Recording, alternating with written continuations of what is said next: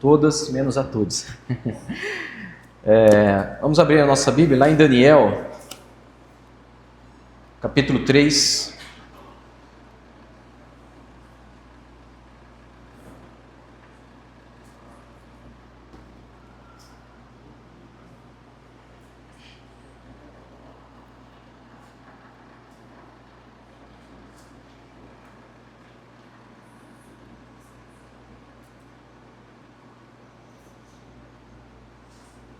Daniel capítulo 3, toda a história ela está envolvida entre o verso 19 e 30, mas nós vamos ler só alguns versos, que é a partir do 24. Então, a partir do verso 19 começa a história ali, mas a gente vai ler só o 24, termina no 30, exatamente no final do capítulo. Nós vamos ler só a partir do 24. Então o rei Nabucodonosor se espantou, se levantou depressa, falou, dizendo aos seus conselheiros: não lançamos nós dentro do fogo 3 homens atados? Responderam e disseram ao rei: é verdade, ó rei. Respondeu dizendo: eu, porém, vejo 4 homens soltos que andam passeando dentro do fogo sem sofrer nenhum dano. E o aspecto do quarto é semelhante ao Filho de Deus. Então, chegando-se Nabucodonosor à porta da fornalha de fogo ardente, falou,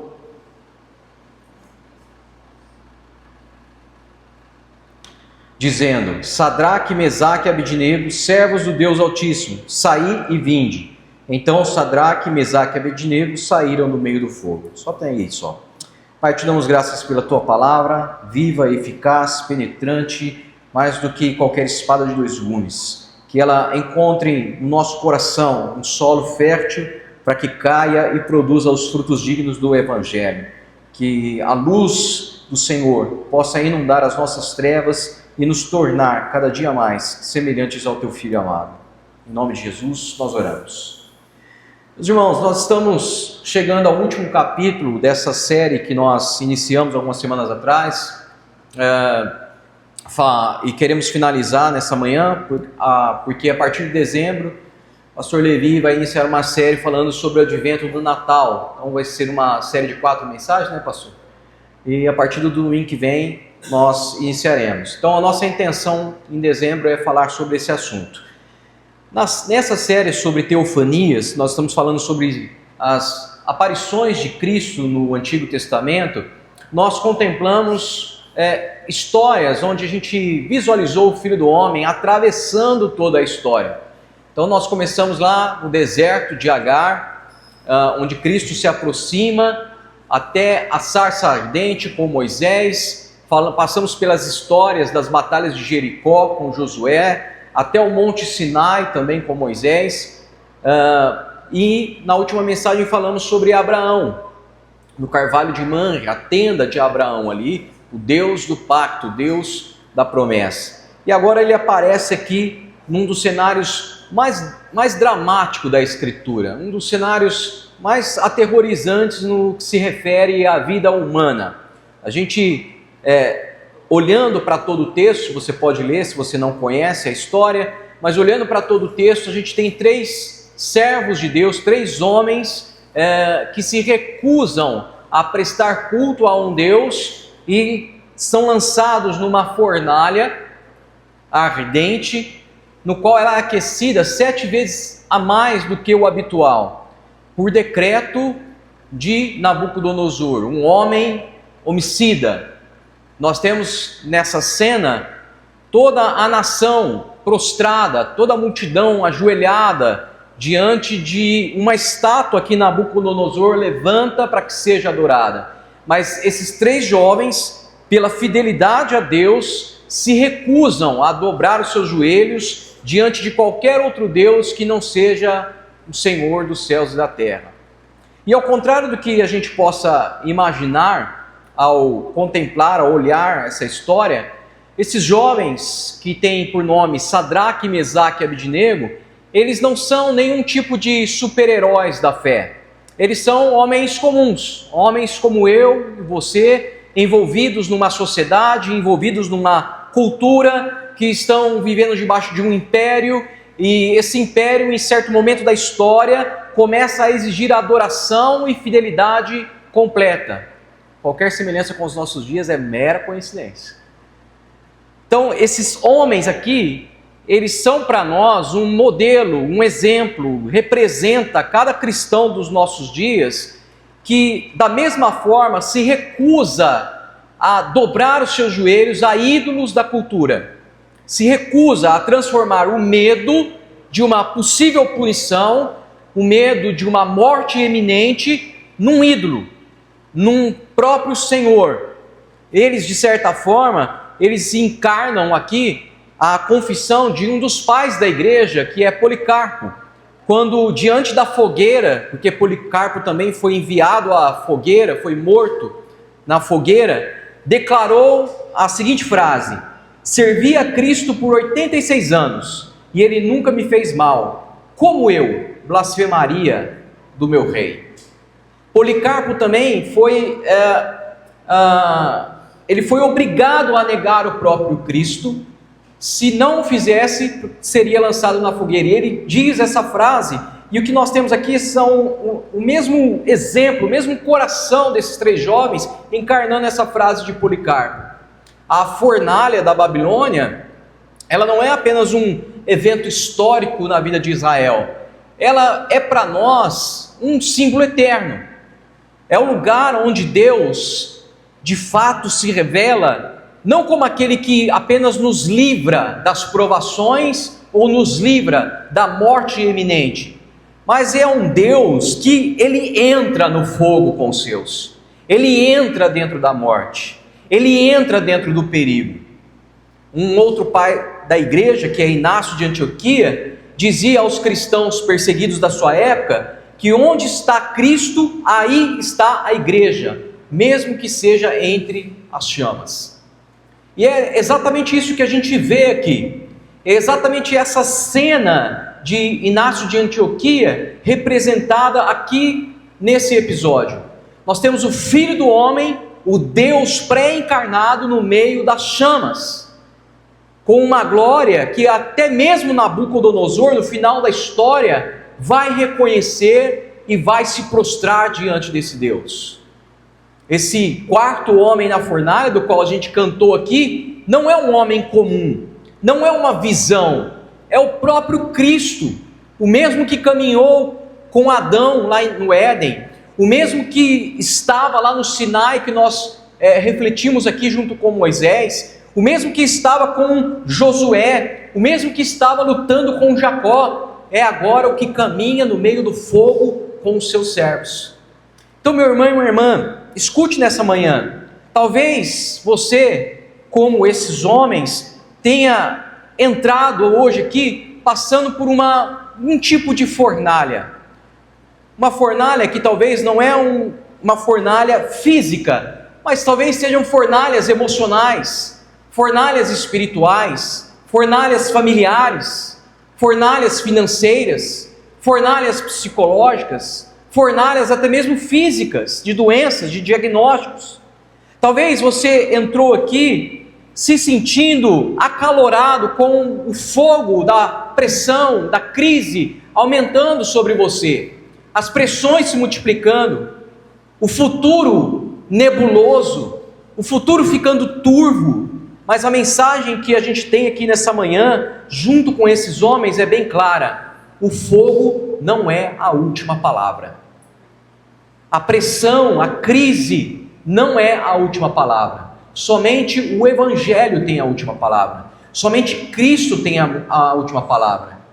E Ele, por incrível que pareça, para nós, porque às vezes nós nos sentimos que Deus está distante, Ele não está distante. Ele não está do lado de fora, Ele está dentro da fornalha conosco. E Ele vai sair junto conosco, porque Ele é o Deus que caminha dentro das provações conosco. E é com essa consciência que eu quero, junto com vocês, mergulhar nessa história e observar alguns detalhes aqui. Como esse Cristo se revela como um Deus presente, um Deus que caminha, um Deus que liberta, um Deus que transforma as nossas crises, fogos e provações num testemunho da sua glória? Como que Ele pode pegar a nossa dor e transformar num reflexo da presença viva do Eterno? Então, para a gente entender a grandeza dessa cena, a grandeza da fornalha, a gente precisa olhar todo o contexto no qual ela está inserido, olhar para o palco onde ela acontece. Ela acontece dentro de Babilônia. Babilônia, naquela época, nos dias de Sadraque, Mesaque e Abidnego, e também Daniel, que é um contemporâneo deles, vive nos mesmos dias, era o império mais magnífico de toda a terra. E ao mesmo tempo, esse império magnífico, estrondoso, ele era o império mais perverso do seu tempo. Nabucodonosor não era apenas um rei poderoso, ele era o símbolo máximo da arrogância humana, semelhante ao ministro que nós temos aí. Símbolo máximo de autoritarismo que se ergue sobre as pessoas, que se não se faz a sua vontade, ele é pago com o custo da vida. Esse rei ergue uma estátua e exige que todo o seu reino preste adoração a essa estátua. Mas isso não é nada novo na história da igreja. Isso é cíclico. Clemente de Alexandria, ele vai nos lembrar que todo império que exige um culto a si mesmo, se levanta contra o próprio Deus. É por isso que a gente tem a consciência de que o Estado deve ser o mínimo possível. Porque a tendência do Estado, quanto mais ele influencia, quanto mais ele toma conta da vida das pessoas, a tendência dele é tornar-se um Deus sobre as pessoas. E exigir para si a adoração, submissão cega. E como o coração humano, já dizia Calvino, é uma fábrica de ídolos, é exatamente por isso que muitos não se levantam contra o Estado, porque cai facilmente em narrativas. Mas olha só a história desses hebreus, a história de Sadraque e Mesaque, esses jovens hebreus, estão vivendo num ambiente hostil, de perseguição, de confronto, um ambiente perverso, um ambiente que mata se não houver adoração. E isso não tem nada a ver com política, mas é algo espiritual mesmo. A Babilônia, ela não buscava conquistar corações. A Babilônia conquistava escravizar consciências. Os deuses aqui eram muitos, a cultura era praticamente sedutora, capturava o coração. E o poder de Babilônia parecia inesgotável, semelhante ao que a gente vive no Brasil hoje. Então, resistir era mais do que desobedecer. Resistir era arriscar a própria vida. E isso acontece em toda a história da igreja, por isso que a gente vê os mártires em prol do Evangelho. Justino, um dos mártires, definia esse tipo de ambiente como uma guerra de tronos invisíveis, onde de um lado nós temos o mundo exigindo que venhamos a ele de joelhos, e do outro lado nós temos um Deus exigindo a nossa fidelidade a ele. Esses três protagonistas dessa história, Sadraque, Mesaque e Abidnego, eles tinham sido retirados de Jerusalém e tinham sido educados na cultura babilônica. Então eles sabiam que era Babilônia. Eles tinham sido ensinados a comer da mesa do rei, tinham sido preparados para servir o império. Mas há algo no coração deles que queimava muito mais forte. Era a fidelidade ao Deus da aliança. Praticamente uma história muito semelhante de Moisés, que também cresce no Egito, cresce aos pés de Faraó, educado nas ciências do Egito, mas algo no coração dele queimava mais forte. Como diria, séculos depois, William Tyndale, tentando resistir à coroa e a uma igreja completamente corrupta, ele fala a seguinte frase: eu não posso trair a verdade, porque ela é maior que o rei, maior do que o Estado. Então Daniel 3 nos mostra uma cena onde o mundo vai olhar a fidelidade a Deus como loucura, mas o céu vai olhar para aqueles que são fiéis como adoradores. E se nós linkarmos esse texto com aquilo que Jesus fala, que Deus está procurando verdadeiros adoradores, Jesus não está falando ali de cantar louvores. Jesus não está falando ali de sacrifícios. Jesus está falando ali de uma vida obediente, de uma vida obediente ao Evangelho, de uma vida caracterizada pela obediência ao que o Evangelho faz, ao que o Evangelho fala. Então, Babilônia é um cenário perfeito para o Cristo se revelar, porque aonde há um fogo mais intenso, com certeza o Filho do Homem aparecerá com maior clareza. Então, ao entender esse contexto, vamos estar prontos para refletir sobre como nós podemos enxergar nessa cena o Cristo pré-encarnado. Então vamos juntos compreender que a pressão que é exigida de nós para se dobrar aos ídolos, para se curvar às estátuas que nos são apresentadas, devem ser rejeitadas, assim como nós vemos aqui em Daniel 3. Assim como falado sobre a vida de Sadraque e Mesaque e Abednego. Essas estátuas, esses ídolos, não são políticas, não são culturais, não são de ordem pop, mas são sim de ordem espirituais. São um choque entre dois reinos. E ainda hoje nós estamos a todo momento tentando ser forçados a nos dobrar à cultura, tentando ser forçados a nos prostrar diante de ideologias que são contrárias ao Evangelho. A todo momento nós estamos sendo empurrados e estão tentando fazer com que a gente engula as narrativas para nos dobrar aos ídolos dessa geração. E infelizmente, meus irmãos, hoje em dia nós encontramos muitos cristãos que abraçaram isso, porque estão dormindo espiritualmente, não estão enxergando as estátuas levantadas, exigindo adoração, não estão enxergando a batalha que está sendo travada para conquistar a própria consciência e capturar o seu coração. Então, o que a gente pode aprender aqui como primeiro ponto é o que Deus, Ele está conosco dentro do fogo, dentro das pressões, dentro dessa tentativa de capturar o nosso coração. Nabucodonosor, no verso 25, ele se espanta ao ver o quarto homem. E o que ele diz é interessante para nós, e como isso reflete que é o próprio Cristo pré-encarnado. Porque ele fala que o quarto homem é semelhante a um filho dos deuses. Nabucodonosor, ele pretendia ver esses 3 jovens completamente mortos e consumidos pelas chamas. Mas o que ele vê o paralisa, o espanta. Os pais da igreja sempre entenderam que essa figura aqui é o Logos, é o Filho Eterno, é o Cristo antes da encarnação.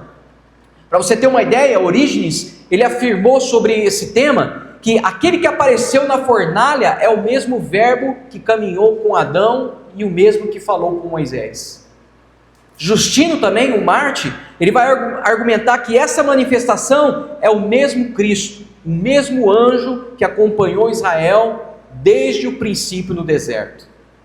Então, o mais impressionante que a gente pode observar aqui não é o fato de que no final Deus livra esses jovens do fogo, mas é o lugar onde isso acontece, é o ambiente onde esse livramento acontece. Cristo não está aqui à semelhança do sepulcro junto lá de Lázaro, chamando esses jovens para fora, chamando eles para saírem do fogo. Não, Cristo está lá dentro do fogo junto com eles. E isso revela uma verdade que vai atravessar toda a história da Bíblia e vai desmontar toda a teologia de prosperidade de coaching, meus irmãos. Que Deus, muitas vezes, não nos livra do fogo, mas Ele entra no fogo conosco. Deus não nos livra das crises, das pressões, das tribulações, das perseguições e até mesmo da morte iminente. Deus está conosco nesses momentos. Agostinho dizia que ele não remove o sofrimento, mas que, pelo contrário, ele preenche o sofrimento com a sua presença, que é muito maior. Perceba aqui, meus irmãos, o fogo ele é real, a ameaça é real, mas Cristo, dentro do fogo, se torna mais real ainda. É onde Cristo está, e onde Cristo está, a crise, o problema, a perseguição, a tribulação, ela perde completamente o controle sobre a nossa vida, porque a presença dele não impede das tribulações, das fornalhas de existirem, mas impede que elas nos vençam, porque a presença de Cristo engole toda a dor, ela suprime toda a dor. Martin Bucer, que é um dos reformadores, ao comentar esse texto, ele escreveu o seguinte: o Filho do Homem não espera no céu até que os seus venham a ele, mas ele desce para caminhar entre as chamas que nos ameaçam. É isso que faz Sadraque, Mesaque e Abednego rejeitarem a adoração a um ídolo e permanecerem em pé diante das chamas. É muito provável que eles não sabiam que se seriam libertados do fogo, mas de uma coisa a gente pode interpretar nesse texto como convicção desses homens: sabiam que nunca estariam sozinhos dentro do fogo. E a primeira coisa que a gente aprende aqui é isso: Cristo não se revela apenas na glória, Cristo não se revela apenas nos montes, Cristo não se revela apenas nos nossos desertos, sequidão, como foi com Agar. Cristo não se revela antes das nossas lutas, como foi com Josué. Cristo não se revela só nos templos, só nas vitórias. Cristo se revela no fogo, no limite da dor, no limite da nossa alma, no centro do nosso redemoinho de desespero. Cristo se revela nos lugares mais improváveis e impossíveis da mente humana, porque são nesses lugares, meus irmãos, onde, quando a gente está lá dentro da fornalha, dentro do caos, que finalmente a gente para de olhar para nós mesmos e começamos a olhar para aquele que sustenta todas as coisas. É quando a gente chega ao fundo do poço que a gente olha para cima. A primeira coisa que a gente aprende aqui é que Cristo entra dentro do fogo, e às vezes Ele não vai nos livrar do fogo, porque há outros princípios para serem aprendidos ali que a gente já vai falar. Quando esses 3 jovens são lançados no fogo, algo extraordinário acontece, e esse é um dos princípios do fogo na nossa vida. As cordas queimam, mas não a fé desses homens. Olha que impressionante, esses homens são jogados dentro da fornalha amarrados, e o fogo não toca o corpo, não toca as roupas, não toca o cabelo desses homens, mas queimam as cordas que os amarravam. O que era para destruir esses homens se torna, na vida deles, um instrumento de libertação. Nas palavras de William Perkins, Deus converte a fornalha em uma oficina de liberdade espiritual. A presença de Cristo aqui na fornalha, ela não remove o fogo, ela remove as amarras da vida desses homens. Nabucodonosor esperava ver esses corpos queimando, mas o que ele enxerga era que as cordas que ele colocou nesses homens é que caem. E quando ele vê isso, ele vê Deus revelado caminhando com os homens. E olha, meus irmãos, a estratégia do inferno ela não mudou, porque ainda hoje o diabo, o inimigo, a cultura, as ideologias, as narrativas quer nos aprisionar, quer nos amarrar, quer nos amordaçar. Mas Cristo usa justamente o fogo dessas provações para nos libertar dessas amarras. Isso é a obra de Deus na vida de um cristão. É quando nas provações Deus não apenas nos preserva, mas nos transforma. É quando nas provações nós saímos purificados, saímos libertos. O apóstolo Paulo, inclusive, vai descrever esse processo na sua segunda carta aos Coríntios, capítulo 4, onde ele diz: pois estas aflições pequenas e momentâneas que agora enfrentamos, produzem para nós uma glória que pesa mais do que todas as angústias, uma glória que durará para sempre. Clemente de Alexandria disse que o fogo da provação não tem a capacidade de destruir a fé, mas tem a capacidade de consumir aquilo que impede a nossa fé de crescer. E é por isso que às vezes Deus nos lança, ou permite que sejamos lançados no meio do fogo, justamente para queimar toda a amarra que nos impede de avançar em fé. Às vezes tudo que nós precisamos na vida para crescer em Deus, para crescer na semelhança do Filho amado que é Cristo Jesus, é uma fornalha de fogo. Tudo que nós precisamos é de um Nabucodonosor,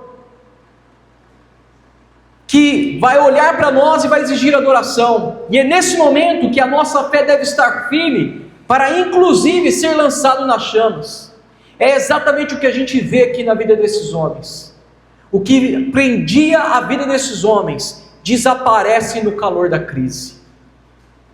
Não por força humana, não por estratégia humana, mas por uma presença divina que muda tudo na vida deles. Observe que essa libertação veio dentro do fogo e não depois dele. As amarras caem lá dentro.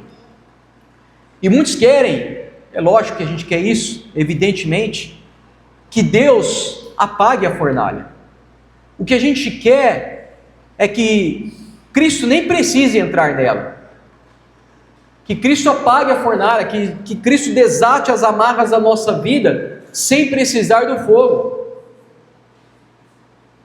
Mas às vezes é o fogo que vai abrir os nossos olhos. Às vezes é o ambiente da fornalha, é o melhor lugar para Deus agir. É justamente onde tudo parece pior, tudo parece não ter esperança, onde o calor do fogo da oposição aumenta. Cristo vem e tem a capacidade de revelar sua presença com muito mais intensidade. É por isso que esses jovens caem na fornalha, amarrados, mas saem de lá soltos. A fé que deveria morrer na crise, cresce. A coragem que deveria ruir, se solidifica. Às vezes tudo que a gente precisa, meus irmãos, é de uma perseguição mesmo. É de uma fornalha para que a nossa fé cresça, para que a nossa coragem se solidifique, para que a gente de fato saia do barco e comece a andar pelas águas. Por isso que a segunda coisa que a gente aprende aqui é que eu e você talvez desejamos sair da fornalha, mas talvez o desejo de Cristo é nos libertar dentro dela, para purificar a nossa fé. Porque há cordas, há amarras, que elas só vão cair diante do fogo. Talvez há cordas, amarras, que estão aí no seu presente, que vieram do passado, que só queimam, que só são destruídas no calor da provação. Talvez há medos que só caem quando o fogo aperta. Talvez há pecados que só vão morrer quando a chama aumentar. Talvez há traumas que só vão se desfazer quando você enfrentar o calor da provação. A presença de Cristo, ela não apenas nos protege, ela nos purifica no meio do fogo. É exatamente isso o trabalho do Espírito Santo na vida do cristão, chamado regeneração, onde ele vai transformando o coração humano, onde o fogo não destrói, só destrói aquilo que não pertence mais à vida do novo cristão, só consome aquilo que não é santo em nós, porque o que não é santo, a gente tem que deixar e queimar mesmo. E aí a gente entra no terceiro ponto, o momento mais poderoso não é quando esse jovem sai da fornalha. Não é isso. Esse não é o milagre. O milagre é toda a nação, toda a Babilônia, dos maiores, dos poderosos, dos reis, dos sacerdotes, até os menores serviçais, assistindo Cristo caminhando dentro do fogo. Esse é o momento mais poderoso. Aqui não dá para cantar sabor de mel, porque é Cristo lá dentro do fogo, Cristo sendo exaltado, Cristo sendo reconhecido como Deus. Toda a nação vai se prostrar por causa disso. E é assim na nossa vida. O momento mais poderoso nas nossas histórias não é quando nós somos surpreendidos por um milagre, mas é quando o mundo começa a enxergar Cristo em nós e através de nós, mesmo a gente estando no meio do fogo. Eu acompanhei uma moça, muitos anos atrás, o nome dela era Alexandra, que enfrentava um câncer na cabeça, nos ossos, e essa mulher, ela é uma mulher de testemunho vivo, porque ela não foi curada, mas ela, durante anos, serviu a Cristo com alegria. Todas as pessoas que foram visitar essa mulher para orar com ela, saíram de lá, ela orando por eles. Tamanha a alegria, tamanho contentamento. Mesmo depois de quimioterapias que a derrubavam, mesmo depois de dias prostrados, você ia lá e sempre havia um sorriso nos seus lábios, sempre havia alegria. Eu às vezes me emociono ao lembrar dela e das suas gargalhadas, dando glórias a Jesus. São nesses momentos de crise que o mundo começa a ver Cristo. Nabucodonosor esperava que a fidelidade desses 3 homens fossem ridicularizadas, mas ao invés disso, essa fidelidade se torna uma revelação pública da glória de Deus.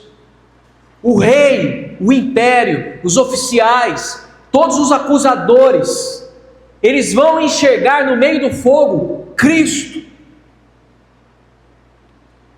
Não é o tempo, não é a política, não é o paganismo que vai fazer isso. É a fidelidade desses homens, mesmo diante da crise. Cristo caminhando no fogo com os seus servos. Guido Bres, um reformador holandês, que foi também martirizado pela fé, quando estava preso, ele escreve o seguinte: o fogo que me consome hoje iluminará muitos amanhã. Em sua carta de despedida à sua igreja. Essa é a marca dos verdadeiros adoradores. Essa é a marca da verdadeira provação, que não apenas desata as nossas amarras, quebra os nossos traumas, moldam a nossa vida ao modelo de vida de Cristo, como falamos, mas que testemunham a glória do Senhor. O sofrimento fiel, ele vai se tornar uma visão visível para aqueles que nunca entrariam numa igreja. Quando nós estamos, como diria Lázaro, o cantor, vou passando pela glória, dando glória a Deus, passando pela prova, dando glória a Deus. Quando nós temos esse tipo de atitude, as pessoas vão ver Cristo na nossa vida. A fornalha, ela acaba se transformando não num episódio de morte, mas num púlpito, onde esses homens pregam o Cristo. Por ver a alegria desses homens, caminhando com um 4º homem no meio do fogo, Nabucodonosor e toda a nação se converte.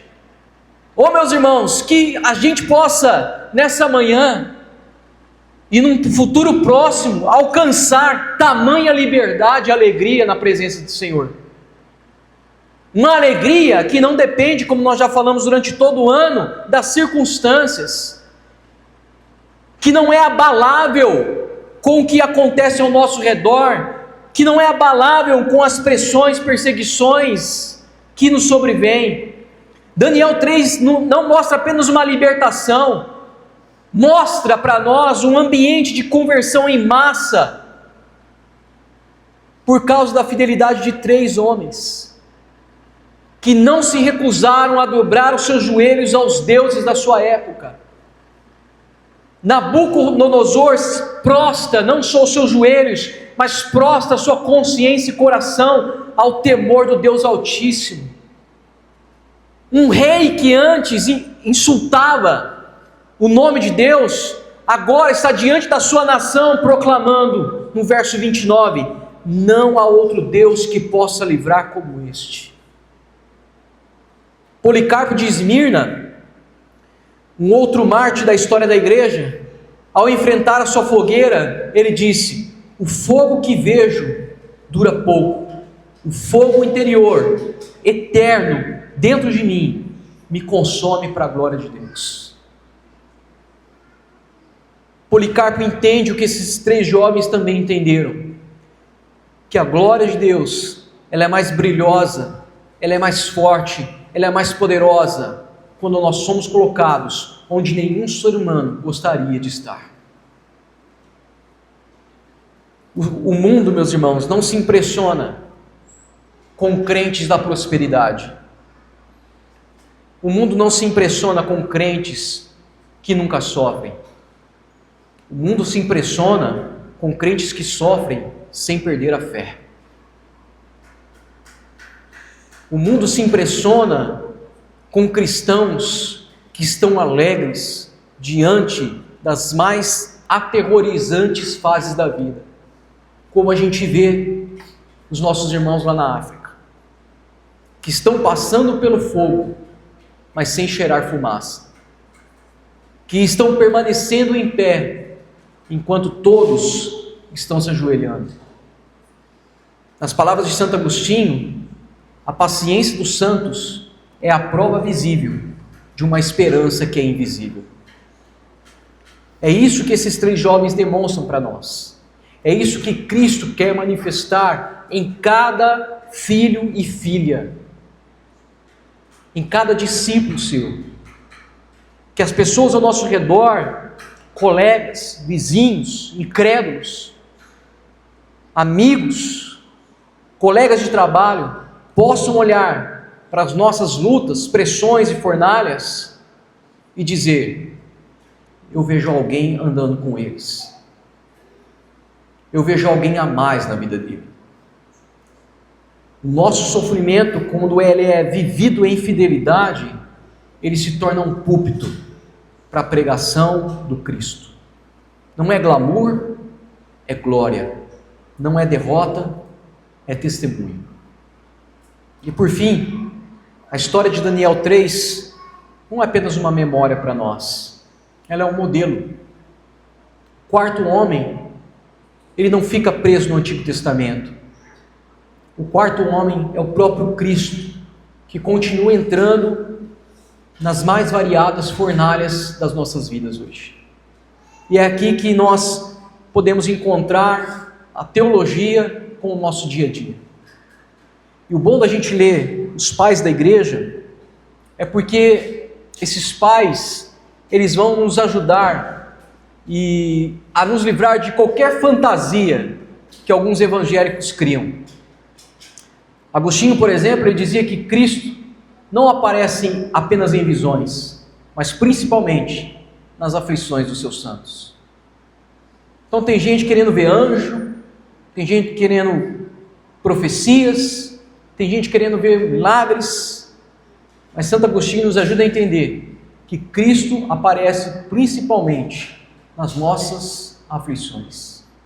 Isso significa que cada crise que a gente atravessa, seja essa crise de ordem financeira, emocional, familiar, espiritual, ou até mesmo física, o 4º homem da fornalha está conosco. A mesma presença que acompanha Sadraque, Mesaque e Abednego na fornalha, ela está presente em nós. não está só ao nosso lado, mas o texto bíblico fala que Ele está em nós através do Espírito, dentro de nós, de todo aquele que nasceu de novo.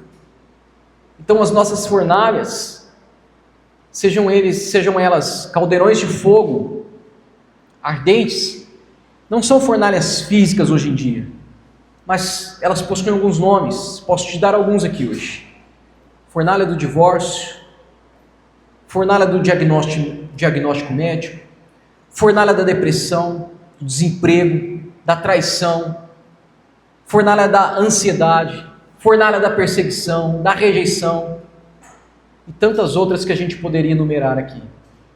Fornalhas de crises, de pressões internas e externas. Como diria o apóstolo Paulo em Coríntios, terrores internos e externos. O mundo está usando essas fornalhas para tentar nos curvar diante dos ídolos. Ídolos novos. O mundo está tentando dobrar os nossos joelhos diante desses ídolos para capturar a nossa consciência e conquistar o nosso coração.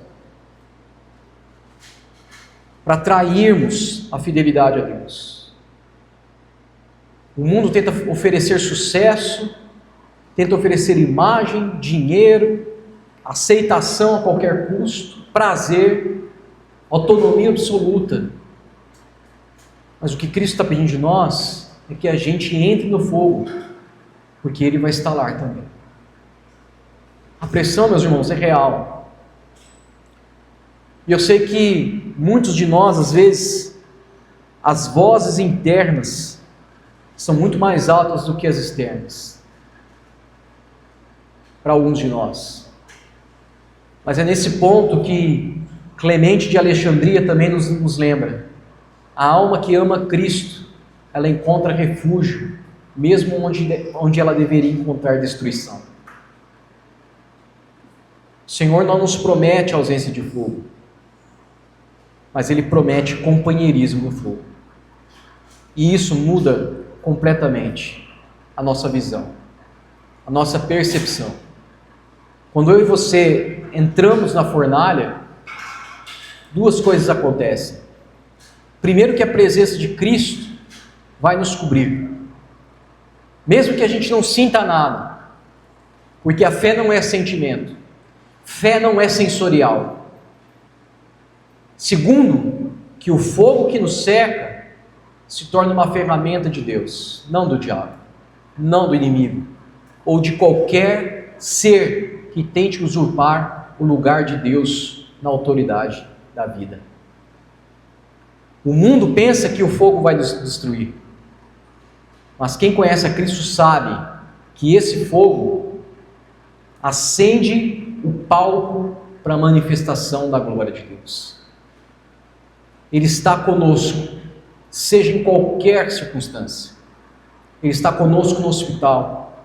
Ele está conosco nas noites escuras da nossa alma. Ele está conosco no fim do mês. Fim do mês agora, hein? Ele está conosco quando as contas não fecham. Ele está conosco quando todo mundo nos abandona. Ele está conosco quando os nossos joelhos fraquejam. Ele está conosco até mesmo quando a nossa fé tem um pouco de incredulidade, como nós falamos semana passada. Senhor, eu tenho fé, mas ajuda-me na minha incredulidade. Por isso que o autor de Hebreus vai dizer para nós: portanto, revigorem suas mãos cansadas e fortaleçam seus joelhos enfraquecidos. O Cristo da fornalha é o Cristo da cruz, é o Cristo da ressurreição, é o Cristo que caminha com seus filhos hoje, amanhã e até a consumação dos séculos. Pois essa é a sua promessa. Então eu quero encerrar essa série, depois a gente caminhar por toda ela, observando Cristo no deserto, observando Cristo no Sinai, observando Cristo com Abraão, observando Cristo com Josué. Agora a gente vê Cristo aqui no fogo, porque não há cenário, não há ambiente, não há situação onde Ele não apareça. O Deus que desce, o Deus que invade a história, não há ambiente onde Ele não se revele, não há limite onde Ele não ultrapasse. Essa história aqui de Daniel, por isso que a gente não fez numa ordem cronológica dos acontecimentos, mas ela se torna o fecho perfeito de tudo que a gente falou durante todos esses domingos, porque ele vai juntar todos os fios. O Deus que caminha conosco é o Deus que caminha inclusive nas fornalhas. O Deus que se manifesta no Sinai com fogo é o Deus que é maior do que o fogo e usa o fogo para nos purificar. O Deus que faz um pacto, uma aliança com Abraão, agora cumpre a sua palavra dizendo que estaria conosco. O Deus que guerreia com Josué, agora luta dentro da fornalha e não fora dela. O Deus que recebe a adoração de Abraão em Manre, agora se manifesta como Filho do Homem, para ser reconhecido por toda a nação. Todos os caminhos dos nossos sermões anteriores aqui apontam para essa verdade final. Cristo não é um Deus distante. Deus não é um Deus distante. É um Deus presente. E a sua presença é justamente percebida onde o fogo é mais quente. Onde o mundo esperava que a fidelidade desses jovens fosse ridicularizada, assim como o mundo espera que a nossa fé também seja ridicularizada, onde espera que a gente seja amordaçado e que a nossa fé fique restrita aqui dentro do templo, que é o que simboliza tudo isso daqui. Nabucodonosor amarra esses homens e joga dentro da fornalha, que é justamente o que o mundo tenta fazer com a igreja, amarrar e jogar dentro de um templo para que a fé fique restrita. Deus quer tornar a nossa fé pública e as crises ser um palco onde Cristo se revela. E Ele vai fazer isso dentro do fogo, para que a gente saia acompanhado. E ao invés de sermos ameaçados, Cristo será glorificado na nossa vida. O palco onde Cristo brilha é o que Deus deseja fazer com cada um de nós e com a sua igreja. Que a gente possa, falava com o pastor Levi, a gente possa preparar a nossa geração para esse tipo de fé. Uma fé corajosa, uma fé que não é amordaçada, uma fé que é fiel até o fim, mesmo diante das fornalhas que se apresentam. Feche seus olhos onde você está.